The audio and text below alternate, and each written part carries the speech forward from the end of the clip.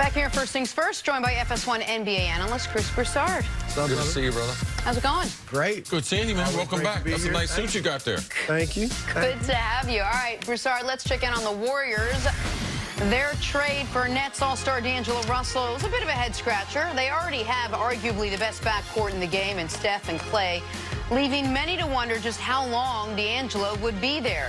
But GM Bob Myers made it crystal clear, saying, we didn't sign him with the intention of just trading him.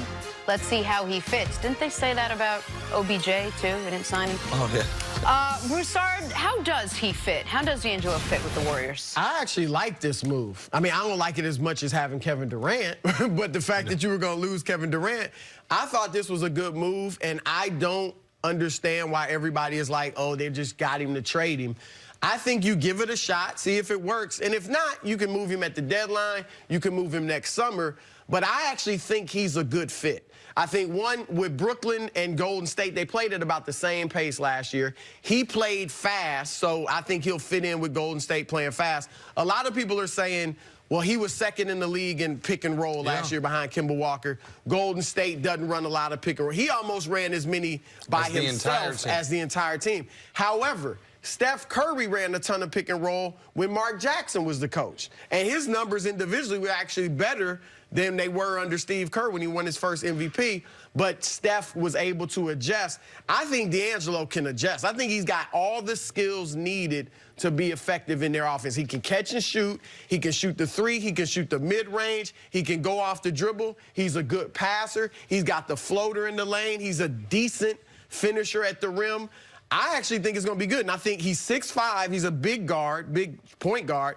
But you could play he and Steph together in the backcourt, and when Clay gets back, I think you can play Clay at the three. Now, defensively, it'll be some challenges, but I actually think offensively they can work well together. So they will have, even when all three come back or when Clay comes back, height-wise, they'll be okay because Steph is bigger than people give him credit for. He's almost 6'4".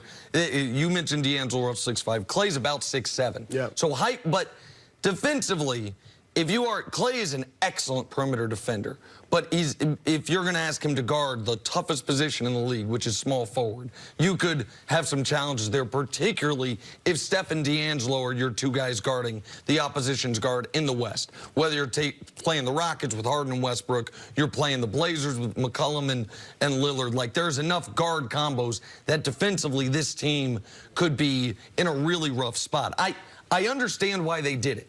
They did it to stay afloat. They did it because we all saw what the Warriors looked like with no KD and no Clay briefly in the playoffs. And that would not be fair to Steph. You couldn't, after 5 straight trips to the finals, say, hey, Steph, for 45 games, just have teams box and one you if they want to.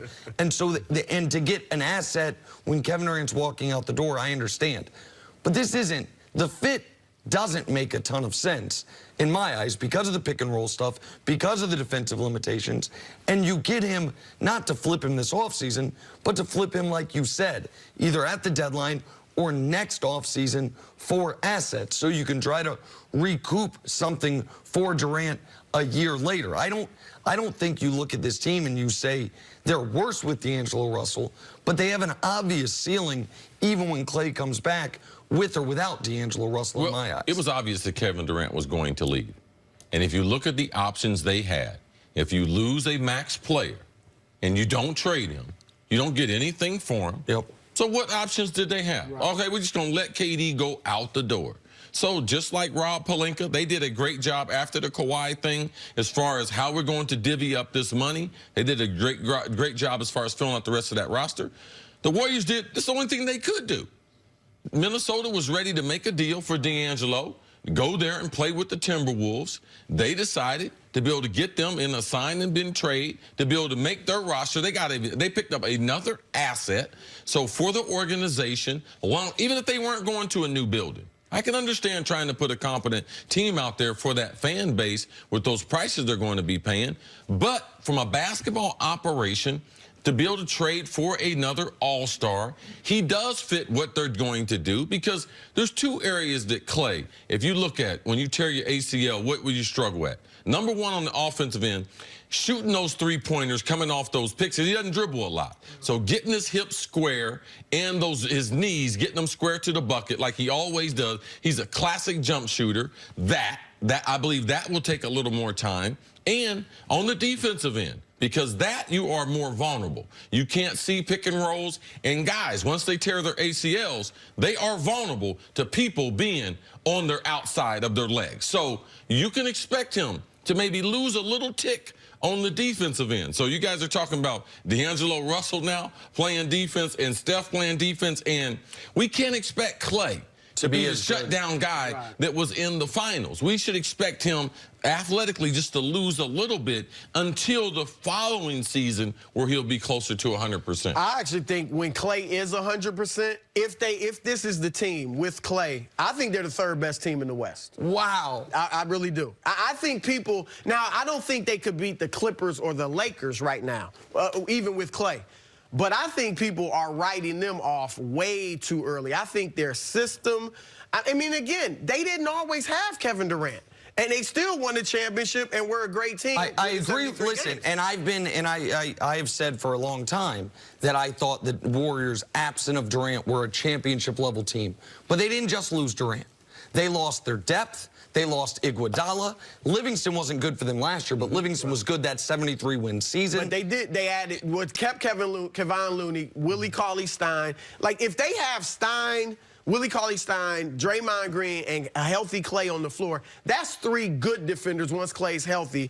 You can protect. Now, again, the backcourt's not going to be good defensively. But you can get through the regular season with that defense. Yeah, they can't protect the rim. I mean, Willie Cauley-Stein has been a disappointment in Sacramento. He's come over. Wasn't a whole bunch of teams had interest in him.